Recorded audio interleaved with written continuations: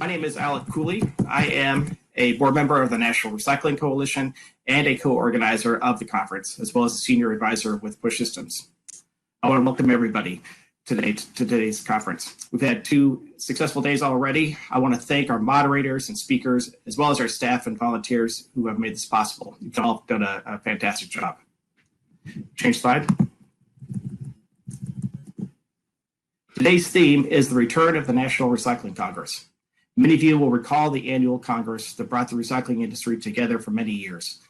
While a virtual format can't fully capture the magic of those conferences, we hope this could be a good first step in that direction. We have an excellent program for today. We'll kick things off in a few minutes with the National Policy Town Hall on breaking free from plastics. If we can go to the next, there we go, the agenda slide. Next, we're excited to hear from Jared Blumfeld, who is California's Secretary for Environmental Protection. We'll take just a short 15-minute break at 9:45, and then we'll split into 2 separate rooms for separate concurrent sessions. At 10 a.m., we'll have a session on recycling market development here in this room where you are right now. And over in the Track B room, we'll have zero waste and organics. We'll take just a quick 5-minute break at 11:25 for people to switch rooms before going into the second set of concurrent sessions. Our recycled will be here in the main conference room, and single-use product bans will be over in the Track B room for the 11:30 session. I'll explain a little bit more in a minute about how you switch rooms. First, if we can switch slides. I want to thank all of our sponsors for making the conference possible, starting with our platinum sponsors, Recology, Waxy, Tank Care, and our gold sponsors, the Recycling Partnership, Zinker Recycling, Zero Waste Sonoma, Mobius Intelligent Systems, Strategic Materials, Mattress Recycling Council, Green Mountain Technologies, and the California Resource Recovery Association. Next slide.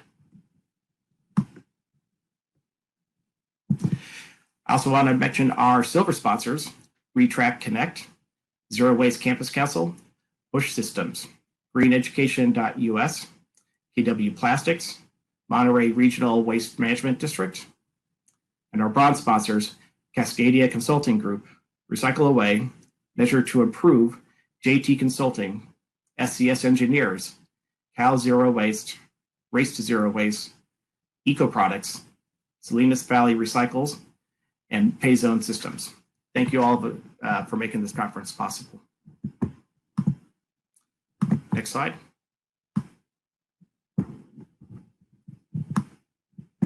So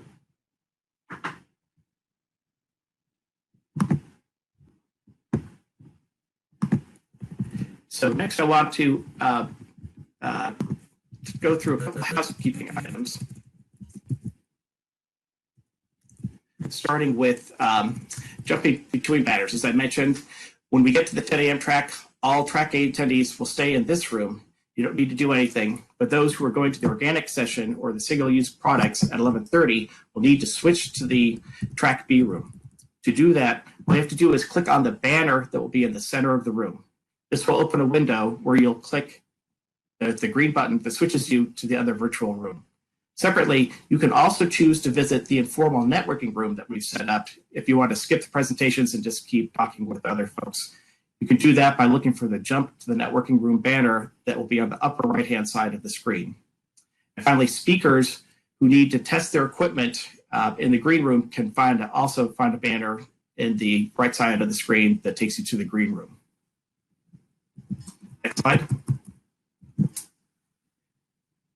And just a reminder, if you decide to skip the exhibit and networking times, please use the elevator on the left side of your screen to first move your avatar up to the 6th floor. This is important because we don't want your avatar to be sitting in one of the exhibitor tables or others where people are trying to meet and preventing them from being able to come to those tables. So please do make a point, if you step aside to check emails or anything, please just be sure to move your avatar up to the 6th floor.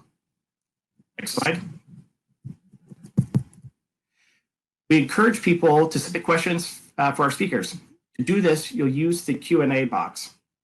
Comments are also encouraged, but this is important to note, is that comments should be placed only in the chat function, which is separate. The moderators will be reading everything that comes into the Q&A and using that to prompt the speaker. So comments should not be placed in the Q&A. and vice versa. You don't want to leave Q&A questions in the chat box. And also a reminder that because we may not be able to get to all questions, you can use the upvote function in the Q&A box to select the questions you think are the priority for the moderators to ask. Next slide. Finally, one last housekeeping note. During the presentations, as well as if you are doing a share screen with anybody at one of the networking tables later on, you'll notice that the slides may be small tile that are hard to read. You can control this and make them larger at any point. Simply all you need to do is put your cursor onto that tile that shows the slide and click on it. That will expand it up to a partial screen, and then look for the small 4 arrows in the upper right-hand corner of the tile. Click on that, and just like in Netflix, it will expand it to a full screen so that you can see the slides full size. Next slide. Good. And so with that, it's my pleasure to now welcome a longtime NRC member and newly elected board president, Bob Geddert, who's going to tell us about the Murray J. Fox Scholarship and some other initiatives, and then introduce the first panel. Welcome, Bob. Alec, and thank you for the introduction and all the prep work there for our audience. And I would also like to note to our audience that we had a conference attendance yesterday of 525 guests. Very nice attendance. I would like to reach that number today. Very good attendance. Today, we are calling this the National Recycling Congress. It's reminiscent of many years ago when the NRC held an annual National Recycling Congress in person. The NRC board has proposed to organize a National Recycling Congress Day in the future, together with one of our affiliates, as a one-day addition to the beginning or end of a state or regional recycling conference, bringing a unique national policy and program content to these conferences. Today is a demonstration of a new type of partnership that the NRC is producing of this quality of content together with state recycling organizations, as we did for this conference with CRRA and NCRA. One result of this year's Markets Council work is the birth of the formation of the Buy Recycled Business Alliance Technical Council. The NRC Markets Council is working now to identify key people to help as leaders of that technical council. Anyone interested in being involved with leading that council or helping it advance should contact me right after this conference. I hope to appoint the technical council executive committee early in 2021. Hear more from Nina Butler at the 11:30 Pacific Time National Policy Town Hall session today. And now I'm pleased to announce an award ceremony at this part of the conference. The Murray J. Fox Scholarship 2020 recipients. We have 3 scholarships to award. We do this annually. The Murray J. Fox Scholarship Fund was created in 1994 to honor one of the founding members of the NRC through an endowment to of fostering future leaders. Since then, dozens of students have benefited from Murray's support. Murray has been a wonderful beneficiary of, he has benefited the NRC with this scholarship for years, and sad that some of us attended his funeral a few years ago. But we honor him through this scholarship on an ongoing basis. Many are making valuable contributions in the industry, and this is a tribute to him as posted on our campus council's webpage. This year's funding focused on advancing students' academic and professional interest in social justice aspects of the recycling industry. These 3 outstanding college students will receive scholarships towards tuition, registration for this conference, and as well as membership in the NRC. We congratulate these students on their awards and welcome them to the coalition. At 1:15 Pacific Time, please join me in recognizing these recipients at the virtual exhibit hall and the virtual happy hour, welcoming them to the coalition, honoring Murray with your stories, and advising them of upcoming opportunities for their career paths. And now a description of the 2020 recipients, and they will be here in attendance at that event. Varsha Madohosi, Southmore, data science, as well as society and environment, University of California, Berkeley. Varsa's work lies at the intersection of data science and environmental sustainability. She is particularly interested in the environmental justice implications of the global waste trade. In the future, she hopes to push STEM fields to new heights, both through her research and encouraging a mindset of equity and justice. To her, college isn't just a place of sole academic focus. It's a place to practice independence, exercise student voice, and change the world. Haley Nolde, Senior Environmental Studies, University of Nebraska-Lincoln.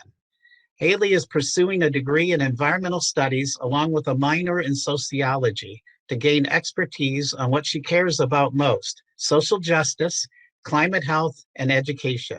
She interns at the Nebraska Recycling Council, making recycling easy and understandable for a wider range of people. She is heavily involved in the Environmental Action Club on campus, doing everything from hosting clothing swaps to community cleanups.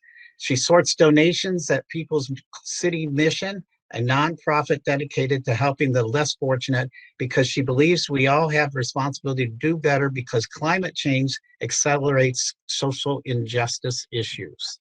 And then finally, Benjamin Accord Becker, a grad student of urban regional planning, Portland State,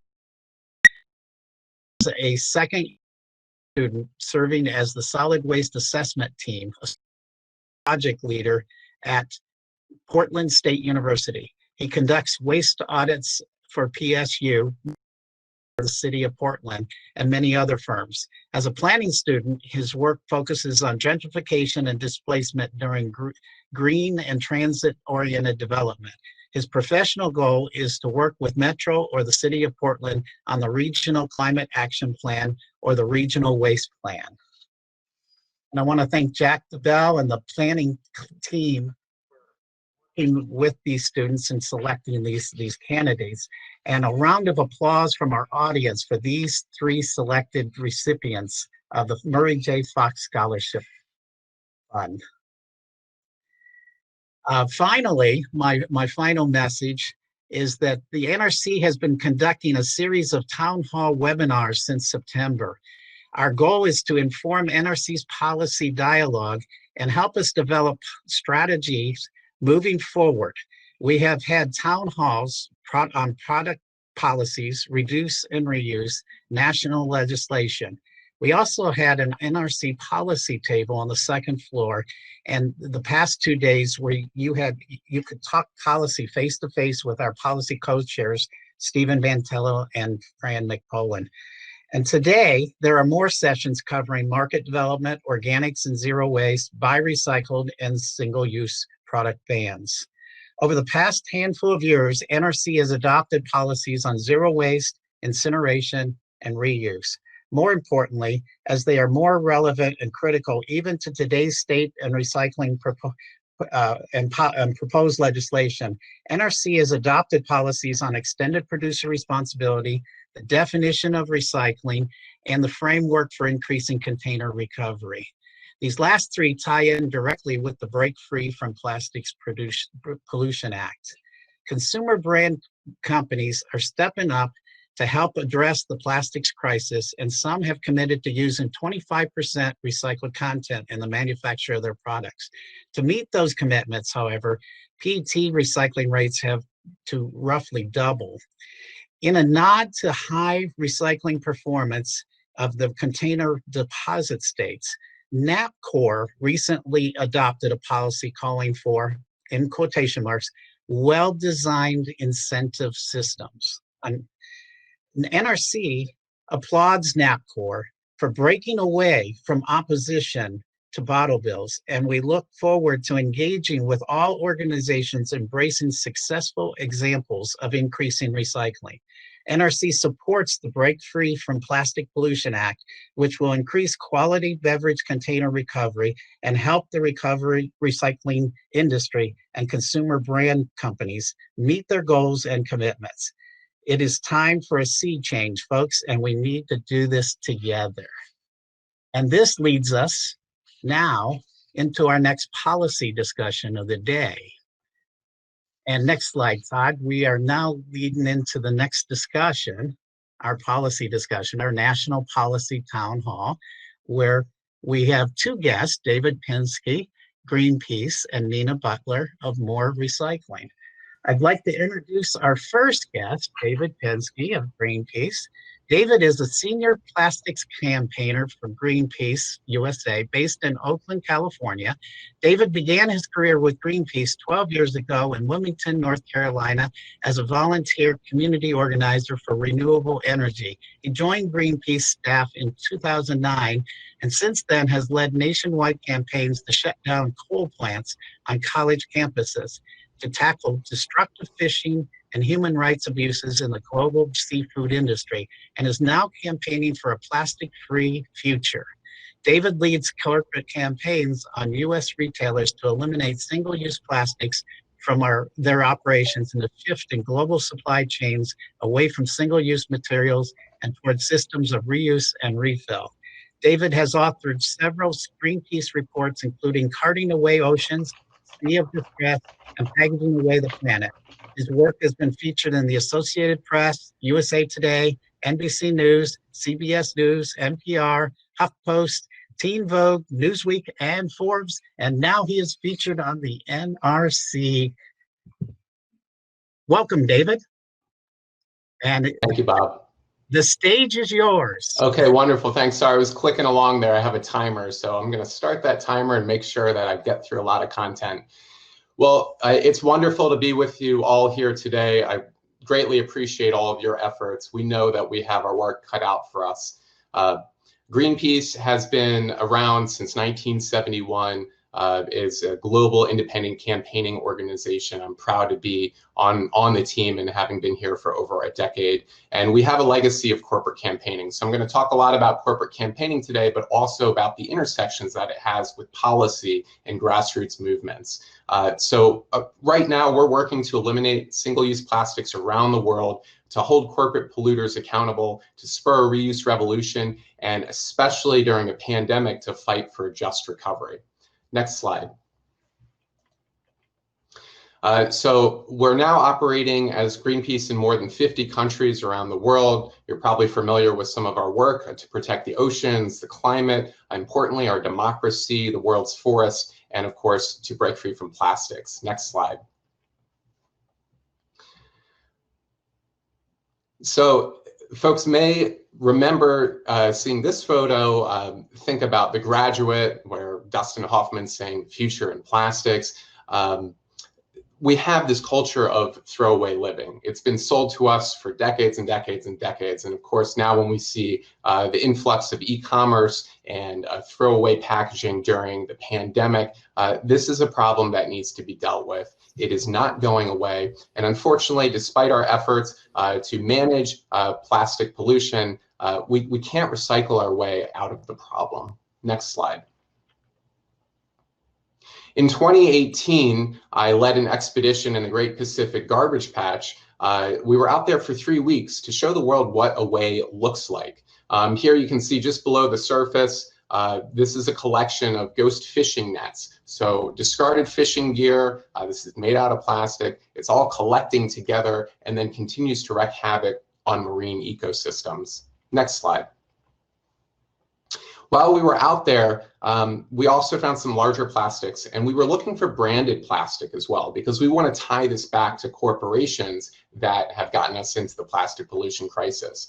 So in the upper left-hand corner, I'm holding a Coke bottle that we retrieved. One of our teams, we were doing these patrols when we were out there, where we would have folks with binoculars, we'd have folks up in the crow's nest to be looking for larger plastics. And one of our teammates, Lisa, spotted this Coca-Cola bottle, and so we deployed and we were able to retrieve it, found it had simplified Mandarin on it. On the upper right-hand corner here, you see a Unilever product. This is from a Mexican subsidiary, and it's a toilet bowl cleaner that you can clearly see had been in the ocean for quite some time.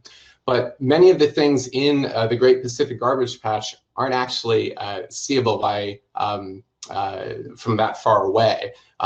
The Great Pacific Garbage Patch is more like a soupy mix of microplastics. So in the lower right-hand corner, here we are with a very fine net that would pull along the surface of the ocean for just 3 nautical miles, collecting microplastics. Next slide. In one of the greatest areas of concentration where we were, we collected nearly 2,000 pieces of microplastics. So these are plastics that have fragmented into pieces that are smaller than 5 millimeters. You can see this here, a piece of microplastic on top of a crab, and then that's the crab is resting on somebody's hand. There's no way that we can clean all of this up. And we know that only about 1 to 2% of all the microplastics in the oceans are at or near the surface. The rest are dispersed as deep as the deepest part of the ocean is the Mariana Trench. Next slide. So back to how we got here. Well, we started in the mid-50s, and thank you, Todd. We started in the mid-50s with this idea sold to us of a culture of convenience, a throwaway culture. We're simply making too much plastic. We can't recycle all of it. More than 1 trillion single-use plastic products are produced every single year. Companies haven't been taking responsibility for their role and the full life cycle of their products. And of course, governments to date haven't held corporations accountable in the way that we need to see. Next slide. And we know that plastics are choking our oceans, our communities, impacting human health. Only 9% of all plastics ever created have been recycled. Even more are incinerated, landfilled, ending up in our environment. And we often talk about this statistic where the equivalent of 1 garbage truck full of plastic is entering our oceans every minute of every day, year after year. And if the petrochemical industry, plastics industry has its way, we're going to see a marked increase in plastic production in the next couple of decades. And we know that plastics are dispersed throughout the environment. I talked about the oceans and the Mariana Trench. We found plastics all over the world. They're in our drinking water, they're in our food, they're in our air. Next slide. And another thing that we've been sold for a long time, along with this throwaway culture, is that we are the litter bugs, that we can simply clean it up, that other countries are the problem. There was a study that came out in October of this year showing that actually, no, the US has been the largest contributor to plastic pollution around the world. And more recently, we're seeing companies say, hey, look, we can switch to bioplastics, or, oh, the fantasy of chemical recycling.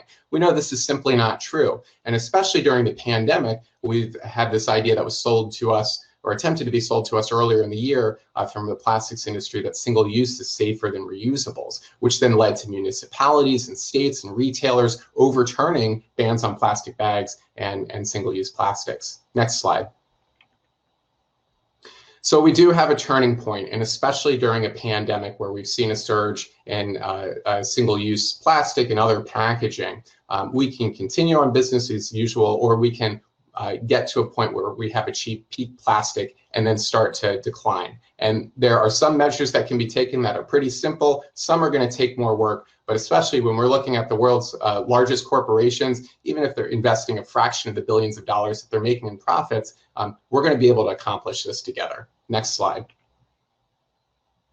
So at Greenpeace, we're looking at corporations, doing our corporate campaigning, getting them to take a responsibility to make public commitments to eliminate single-use plastics, to massively scale up reuse, and of course, to stop the petrochemical build-out. Governments need to be continuing to ban single-use plastics and other single-use items, hold corporations accountable and improve infrastructure, and then people. We've seen, especially in the US this year, the importance to protect our democracy during a pandemic and an economic crisis, to ensure just recovery, to champion those that are leading decision makers, community leaders, corporations, and to push back on those myths and those industry lies.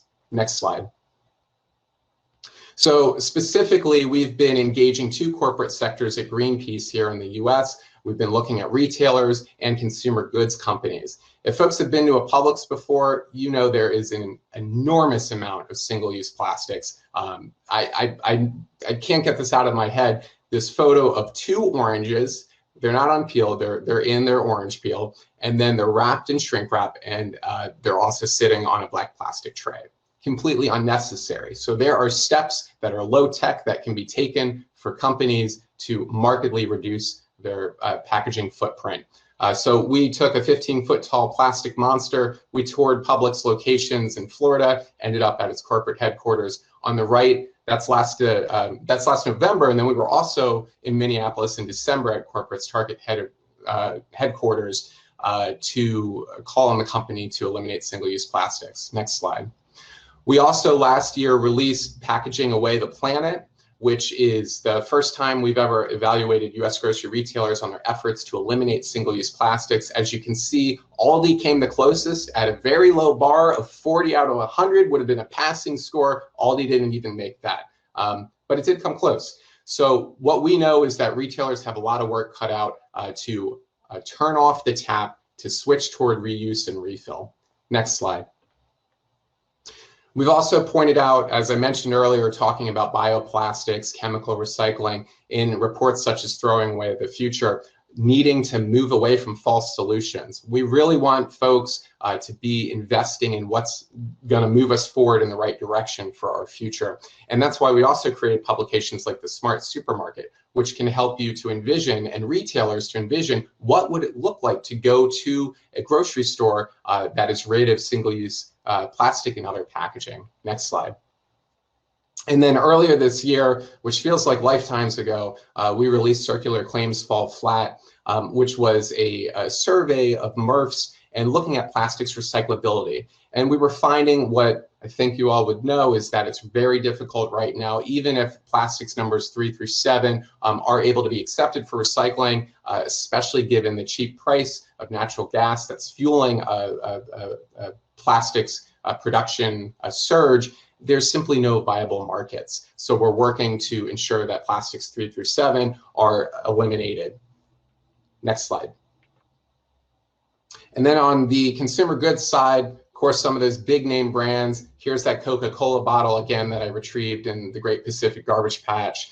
Nestle, this is at Nestle's corporate headquarters. Unilever's, they have a huge responsibility, especially their presence in global markets, to move away from single-use packaging. And we are starting to see the Nestle's and the Unilevers of the world investing in startups such as Algramo or EcoPod, but we need to move beyond pilots, folks. We have to really spur to action. Next slide.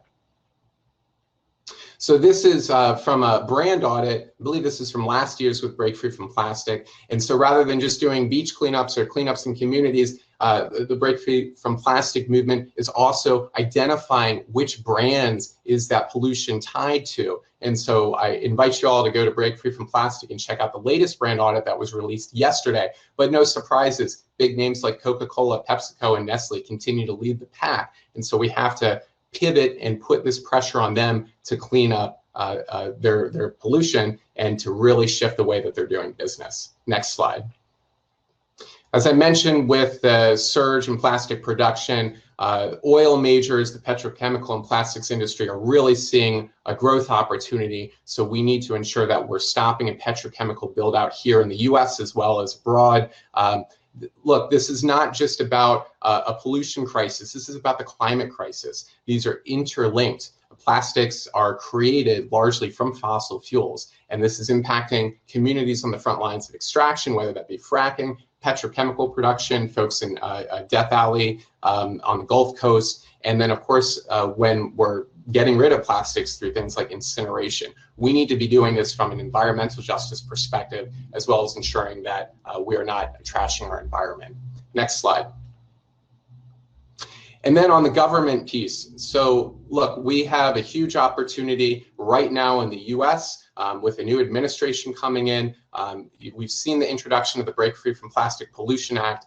We're now seeing lots of energy around the possibility of a global plastics treaty from the UN. And so when we're pushing corporations to change, that's also helping to get them out of the way so we can have really strong policies in place and they can work in concert. Next slide.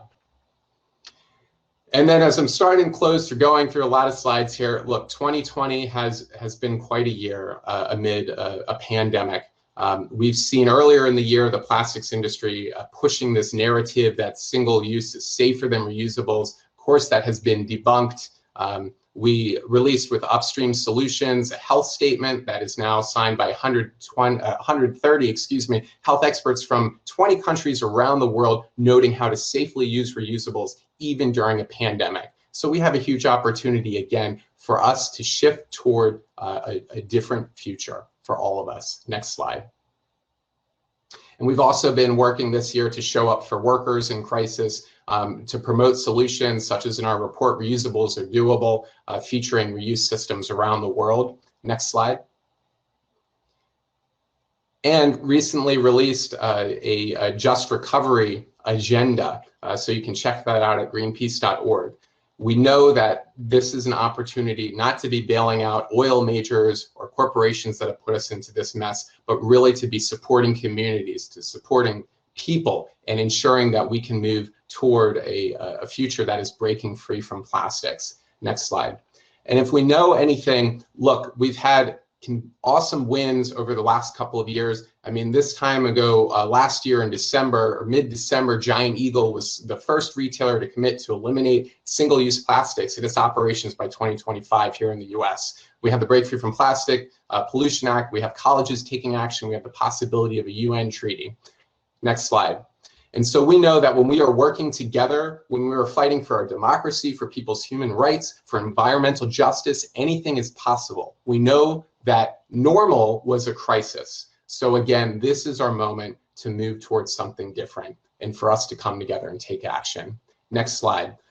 So I invite you in closing to text plastic to 877-877. That will tell Coca-Cola, which was identified in the brand audit as the largest global polluter of plastics, to take action and eliminate single-use plastics. That's my timer. So Bob, I'm going to hand it back over to you, and thank you all so much for everything you're doing. Hey, David, I got a question for you. And for our audience, we'll have a half an hour round of questions with our two guests here after Nina speaks. But David, a quick question on our quick Q&A. One question's rising to the top from our audience. During COVID-19, I want to support my local restaurants, but I'm aware of the amount of single-use plastics that are associated with takeaway. What is your suggestion there? Yeah, that's a great question. So we're seeing, I would say, look at some of the startups here in the San Francisco Bay Area. Dispatch Goods is one of them that is working with restaurants, providing them good business and also offering food in reusables. So wherever possible, if you can use your reusables, that's advisable, right? We understand that the food service sector has been hit tremendously hard by the pandemic. So there are going to be some short-term solutions that might work at your favorite restaurant. For some, it might not. And so that's where Bob and folks, we really need to be putting that pressure on some of the larger companies in the business. So say the Aramarks and the Compass Groups of the world and Cisco, but also to create space for that legislation at the federal, state, and municipal level so we can be seeing reusables embraced. Well, thank you, David. We will bring you back up on stage after Nina to answer more questions from our audience. Thank you. Thank you. And now I bring you Nina Bellucci-Butler, and she is the CEO of More Recycling, a mission-based research and information technology firm striving to harmonize human behavior with the natural world. Nina and her team have developed resources such as www.circularityinaction.com.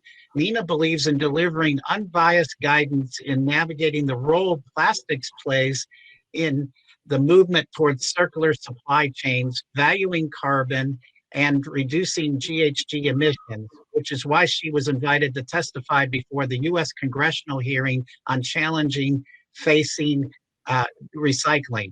Her team also leads multi-stakeholder initiatives. The latest resulted in a roadmap to plastic recyclability. And Nina, the stage is yours. Thank you, Bob. Thanks for inviting me. And I really appreciated hearing David's presentation and the work that Greenpeace is doing, because I do believe the problem is so large and we don't have the solutions that are at the scale of the problem. Next slide. So our company has delivered the plastic recycling study for over 10 years, and we've seen this steady growth over the last 10 years, but in the last couple of years, we have now seen the total numbers starting to drop and the rates starting to drop, but we're also seeing the total production of plastic on the rise. And as Bob mentioned, I was asked to testify on this because the issue is incredibly complex. The industry of recycling is complex. The relationship that we have with plastics is complex, and the challenges facing it are complex. Next slide.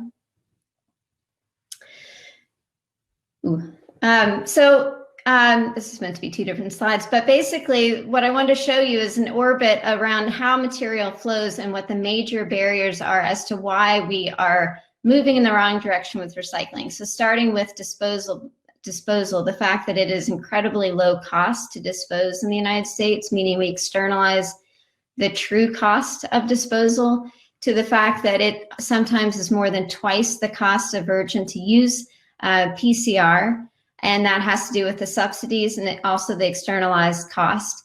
So where we have this that leaves us is that we have basically in this country, if you look at the total capacity for reclamation compared to only the top 10 virgin resin producers for the major category of polyolefins, that's high density polyethylene, low density polyethylene, and polypropylene, we have less than 5% of the reclamation capacity. So even if we're wildly successful in getting people to put the right material in the right bin, and it can flow through a MRF, and the reclaimers can take it, we do not have anything close to the capacity to handle this amount of material. And as David mentioned, it's slated to increase the virgin production capacity.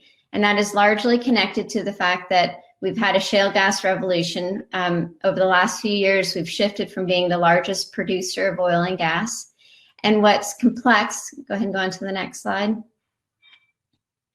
is that we're dealing with an incredibly challenging situation as we move into producing more plastic. There's been a drawdown in demand for oil and gas. This is the plastic paradox. So we have this overwhelming problem, the tsunami of new plastic production. And as we use more plastic and we lightweight vehicles, we're having a drawdown in demand. That's part of the drive for producing more plastic, is because as we have so much available oil and natural gas, we have to have something to do with it. Next slide. So to really dive into this complexity for a second, when we look at really important work that's done through the Drawdown Project and others, as we look at where do we prioritize our efforts to reduce greenhouse gas emissions and overall environmental impact, plastics currently contribute less than 5% of greenhouse gas emissions. And when you play that out and look at the total upfront impact of our actions, I think we have to look at not just how do we eliminate unnecessary plastics and find better alternatives where it's possible. I think we have to look at the bigger issue of where are we sourcing material, how far are we expecting it to travel, how much are we consuming, and what are we consuming. So if we choose to consume meat, for example, and we end up not consuming it in a way that's responsible, and we're not packaging in something that keeps it, we've actually contributed significant greenhouse gas emissions. So this really is the plastic paradox that I grapple with. I think it's a bigger question at large that we need to be considering. Next slide. So right now, if we just simply eliminate plastics, this is an older study from True Cost, The impact, so switching to potentially such as cardboard, we've got the issue of quadrupling the environmental impact. So again, it is much more about our consumption patterns, where we're sourcing material, and really being honest about what those trade-offs are as we look at that. You know, for example, if we were to switch out of plastic to other materials, it's really difficult to find paper products that don't have PFAS, a chemical that we know is creating significant harm. Next slide. So a concept that I want us to think about here is, I would consider something like oil and gas almost like the opposite of our kryptonite. It gives us truly superhuman capabilities. So we have things like, so by extension, then plastic gives us superhuman capabilities. We're living so far out of natural boundaries. The fact that we're having this conference right now is completely dependent on plastic. That we can communicate outside of our atmosphere, that we can breathe underwater to study plastic. Well, we don't go all the way down to the Mariana Trench, but we can study in the water. We can look at the fact that all our capabilities are very much anchored in our use of plastic. Next slide. And so now, because of living out of balance, we're finding nature, we're forcing nature to try to manage something that is not natural. And I think the difficult question that we need to really start focusing in on, yes, we should be eliminating some of this very stupid items and looking for better alternatives, but it's the use by the sheer use of plastic that is pushing boundaries, that we're living in much larger populations, that we're traveling further distances than are natural, basically. Next slide. So, and this living out of balance, as David explained, a lot of the horrific things that we're seeing now, you know, from it being in from the Mariana Trench to the Great Pyrenees, even in our rain at this point, that is completely unmanageable. So it is going to require some very radical and very powerful policy to get out of this, the challenge that we're in. Next slide. And this is why I think that we have to elevate the discussion from plastic to other materials to really looking at how we radically look at the paradigm of our economic model. So if we don't value nature, the things that actually keep us alive, then we're continuing to put the wrong signals out to industry, to the individual person that's trying to struggle with very difficult things in our society right now, from COVID to inequality issues to economic challenges. So it's how do we shift so that we put value and we have the transparency and we're using science to make decisions about how we protect the most critical species and ecosystems in our planet that are really enabling us to stay alive. One of the coalitions that I've joined is the Blue New Deal, and I encourage others to learn more about it. It includes folks that are doing additional research on the impact of plastics in our environment, but also looking at how do we value things like a whale alive and the services that a whale provides in terms of the full carbon cycle, or an elephant, or the rainforest, or a marsh. And how do we incorporate that into natural capitalism so that we're starting to really provide the drivers so that we're internalizing the costs and not externalizing it? Because otherwise we're running uphill constantly trying to solve these issues. Next slide. So this is where my company, and I think Dave and others have mentioned that the recycling system is really challenged, but it's not to say that we can't consider recycling within our system. What else are we going to do? Stay in a linear? Because when we consider how much plastic we're using on a daily basis, whether it's your cell phone, whether it's the clothing to keep people warm when they go out and research things in the Arctic, there is plastic, and without a system to capture it, we will continue to contribute plastic in the environment. So I think we have to get realistic about how we're going to manage the tens of billions of tons that are already out there that will enable us to turn off the spigots so that we can incorporate what already exists. So that's going to require some tough decisions and good science to shift from the linear to circular model.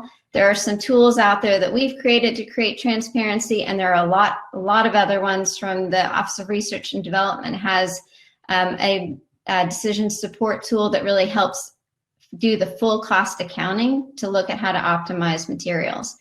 Next slide.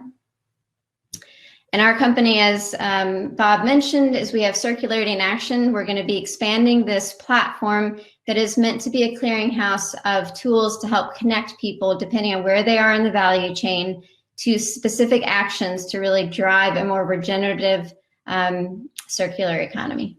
Thanks.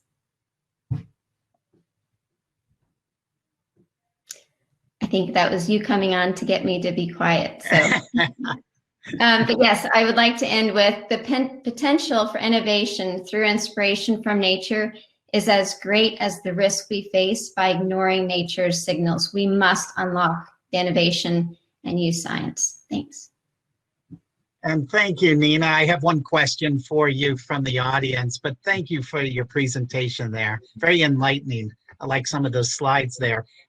Even though U.S. plastics is in the ocean, is it true that the path to the oceans is largely via Southeast Asian rivers per University of Georgia study? If not, where is the plastics flowing in from? Well, it is the significant flow of material, but we have to also ask the question of how did the material get to Southeast Asia? So there's a bit of a misnomer. We were exporting a significant amount of material, but even at the peak, it was still less than 30% of what we were collecting for recycling. So where is plastic produced? We're one of the largest producers of plastic. The largest demand comes from China, and it will be growing over the next, what's the forecast is over the next 30 years, dramatic growth in demand and consumption, both in China and other areas. So if China's producing products that we're purchasing, and then it's being sent back to other countries now, not just China, to be processed because we haven't developed our own infrastructure, I would say the onus is on all of us. Yeah. David, come on in for the show here. And we have roughly 25 minutes for question and answers from the audience. And Todd, we're done with the PowerPoint. Thank you for your service, Todd, on the PowerPoints. And I believe targeting, why is littering a myth? Individuals who litter cause most of plastics in the environment, or poor fishing practices or tourist ships dumping, not the corporations. So your thoughts there from, I believe it's in reference to one of your slides in your PowerPoint there. Yeah, well, I think Nina was just speaking to it quite a bit. And, this idea, citing that University of Georgia study, I think we need to be really honest about the nature of these markets, and that Unilever and Nestle are marketing sachets and have this sachet economy in Southeast Asia, right? So that's where I see companies like Algramo, based out of Santiago and now expanding into the US, have created a model that is kind of the antithesis of sachets in the sachet economy, to say, hey, if the argument from these large multinational corporations is that folks at a lower income cannot afford products in larger quantities, one thing that we've seen Algramo do is use a reusable container, and for folks to be able to pay for what they can for that product. So I just want to say that a lot of these issues we've been seeing in Southeast Asia are perpetuated by these large multinationals. And we really need to look at these causes here, and how just unjust that is to be placing the blame on places like Southeast Asia. When I talk about it as being a myth on littering, I mean, sure, folks may, like here in Oakland, I will see Target shopping bags, the ones that Target claims are reusable, those thicker 2.5 mil bags that purportedly can be used up to 125 times. People see that as disposable. And sometimes, yes, a person might throw that out and on the ground, but other times it's improper waste management. Here on the back of, well, it's on the front and the back of Packaging Away the Planet. This is an illegal site for waste disposal in Malaysia. And look, the US has been exporting for many, many years its plastic waste, and it cannot be properly managed here in the US or abroad. So when we talk about that litter, Bob, and this idea of it being a myth, well, it is, because we're deflecting responsibilities for the corporations that have produced this packaging, for petrochemical producers that are making these plastics, and then pushing them onto consumers without any other choice for a way to receive other products. Thank you, David. And I have another question I'd like to ask both of you to comment on. This one's ranking high from our audience. Is the source of plastic pollution not the oil? Is the source of plastic pollution from the oil industry? Would it not be more effective to target the oil industry rather than the corporations? Yeah.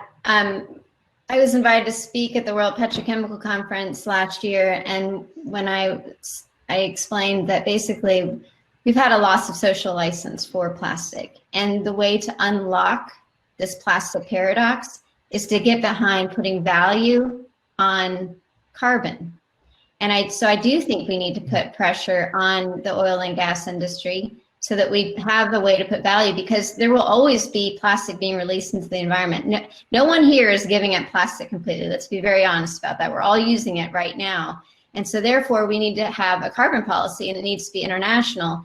And once we do that, but it has to be at a price that pivots so that they become invested. And this is where I'm kind of stuck in no man's land, because I agree very much with what David's saying, but I also recognize that less than 20% right now could even be practically recycled if we had the capacity available just from a pure technical standpoint. So when you think about all of the clothing, the electronics, medical supplies, all of that, what are we actually going to do with that? It's not going to be mechanically recycled. We do have to have chemical recycling. So therefore, we have to look at what is the price of carbon so that those companies become vertically integrated to actually find the solution for that scrap material, and then they can turn off the spigot from extraction of new oil and gas. And David, your perspective there. Yeah, I would say in chemical recycling, we see that as a fantasy. Deception by the Numbers is a report we released not too long ago looking at various projects by the American Chemistry Council. But I think Nina absolutely agree on looking at the value of and the resources provided to us by nature, right?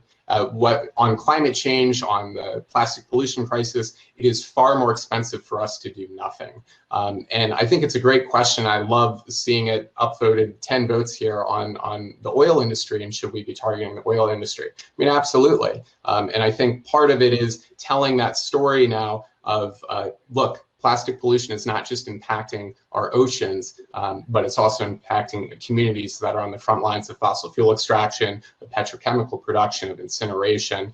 So making those links, but when we look at it, right, what's incredibly accessible for many customers, where are they interacting with single-use plastic? Well, it is some of these large supermarkets. It is at a Costco or a Trader Joe's or a Walmart. It is with a Nestle branded product or a Unilever product. So I think it's both, and really appreciate that. Yeah, and I also don't want to say that chemical recycling is the panacea. That is not what I meant to say. The point is that if packaging is roughly 40%, and we could eliminate all of that, what about the 60%? That's still being produced and compounding in the environment every year. So that's why I put it the highest, the North Star policy that I tried to convey during my testimony is that if we have value on it, on carbon, then you reward when you can stratify and optimize your recovery system so that you're capturing the highest quality material that can go to mechanical recycling. And we have some of the best mechanical recycling in the world. But we have a lot of chemicals in our environment, which makes it scary for European companies to source our PCR. But we have some of the best mechanical recycling in the world. We have some of the best innovation.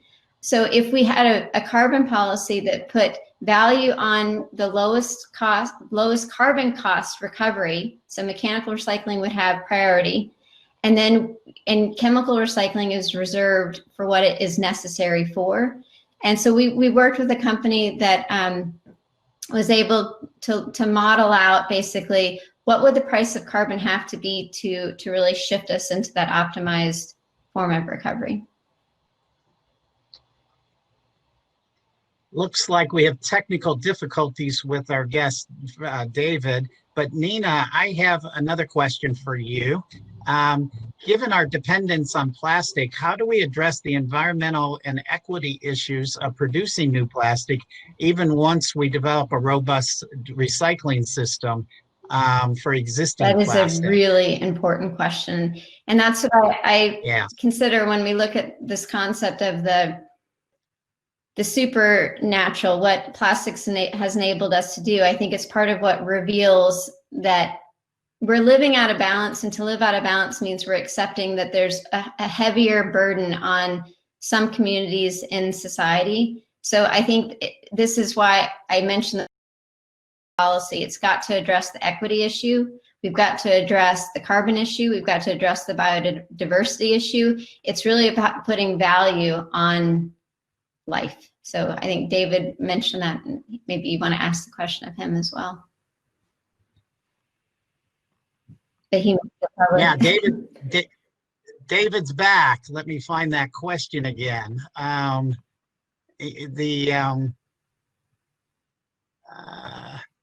Given our dependence on plastic, how do we address the environmental and equity issues on producing new plastic, even once we develop a robust recycling system for existing plastic? Yeah, that's big. Well, I think we're bottom line right now, what we're seeing is corporations, industry treating this planet and communities as disposable. And so we really need to look at, I think Nina has spoken to it beautifully about the services and that value on a whale, right? A living, breathing, majestic whale that's in our oceans. Not just for the beauty there and its part in the marine ecosystems, but also as a carbon storage. So I think it's a complete mind shift there, and we can't continue to have these frontline and fence line communities. And so I think it is at the heart of looking at these systemic racism here in this country and globally, and how that has been intrinsically linked to capitalism. And that's a really difficult conversation to have, and it's an important one. And so that's where, when we look at opportunities here in the US, like a Green New Deal, a just recovery from this pandemic and economic crisis, I think that's where we're going to see people coming together and realizing that no one is disposable, no matter your race, your class, where you're from. And so to really emphasize that and then get creative. How are we all working together to create a different future for folks now, for our kids and grandchildren? Yeah, I wanted to emphasize that that's the beauty to me of the circular economy, and that's why I think it takes more than recycling. We're actually changing the name of our company next year because that's how big of a shift we think needs to happen. I was just looking at the news today. UPS actually said for people to slow down on purchasing, like we're purchasing so much online for the holidays that they can't handle it.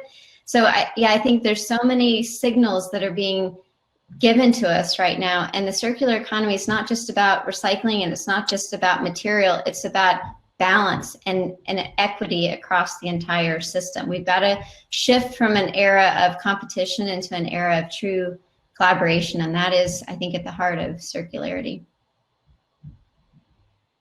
That is a very good point from both of you to end with. I am sorry to notify you that we have run out of time.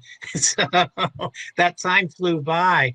I want to thank both of our speakers, and a round of applause from our audience for both David and Nina, experts in the field of plastics for both of you, and a good round of discussion on where our future is in plastics.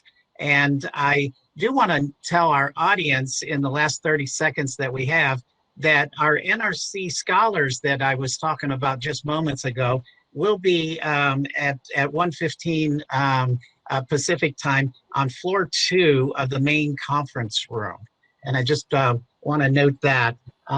But thank you both, David and Nina, for your expertise. And I know you will both be available later today for conversation by our audience. Thank you very much. Thank you, Nina. Thank you, Bob. Thanks all. Thank you. Bye-bye.